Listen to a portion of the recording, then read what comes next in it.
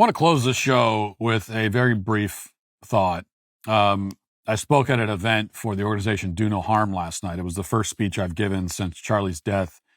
Fitting that I think that my first speech would be at a Do No Harm event, given that they fight against gender ideology, and so did Charlie. And of course, he was killed by a militant for that ideology. And I'd like to reiterate something that I said during that speech because it's been on my mind quite a bit. And I think that it's worth saying to a larger audience here on the show. So that's what I will do. A couple of days ago, someone asked me a question that I've been thinking about ever since. And the question was this: do I think that Charlie thought that it was worth it in the end? In his dying moments, if he was able to think anything at all, if he was able to form any thoughts before he passed, did he think that it was worth it? Was it worth fighting for truth given the price he had to pay for it? If all he had worked for had led him to this moment, death, pain, was it worth it? Would he take it all back if he had known the cost, if he had known that it would cost him literally everything? And this is a question that resonates deeply because it has personal implications for all of us. You know, when I say that we're under attack, that they want us dead, that all of this is probably going to get worse before it gets better, I really mean it. I don't say it for effect or to be dramatic or to generate a viral clip or whatever. I say it because I believe it to be true, which means that I have to ask myself. We all have to ask ourselves, is it worth it? What if you meet the same fate as Charlie? I mean, really think about it. What if you do?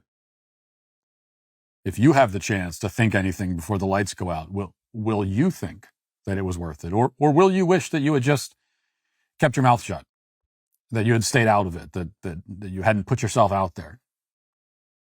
What did Charlie think about that? Well, I don't know what Charlie thought, obviously. I mean, there are a lot of people speaking for Charlie, putting words in his mouth, telling us what he thought or would have thought about this or that. I don't want to do that. Because the truth is, I don't know what goes through a man's mind when he's in his final moments. I literally cannot imagine it. When he's lying in a pool of his own blood and all he can hear is the chaos and the screaming and the shrieks of horror all around him. When he's confronted suddenly and violently with the reality that he will never see his wife and children again in this life. I don't know what kind of thoughts you think, if any. But if I had to guess, based on what I know about Charlie, did he think it was worth it? Yes. Yes, I really do. And what I can say for sure, without making any assumptions about Charlie's state of mind, is that it was worth it. Charlie died because he stood for the truth. Let's make no mistake about that. That's why he was killed. He was killed because he spoke the truth. And the truth is worth any cost that we must pay for it. The truth is worth our lives. It's worth our blood. It's worth even the grief and tears of our loved ones.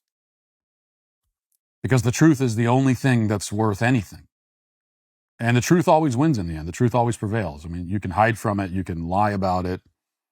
You can try to distract from it. You can attempt to confuse and change the subject. You can cajole and harass and threaten those who speak it. You can kill them, but you can't kill the truth. The truth will outlive all of us. It was here before us. It'll be here after us. When we're all dead and gone and our graves are forgotten and overgrown, the truth will still be the truth. Jesus said, I am the way, the truth, and the life. Jesus Christ is the truth. The truth is Christ. The truth is eternal. There's nothing more important than it. It's more important than any of our lives. And the truth is what Charlie dedicated his life to. So yes, the truth is worth dying for because it's worth living for. And Charlie never forgot that. And neither should we.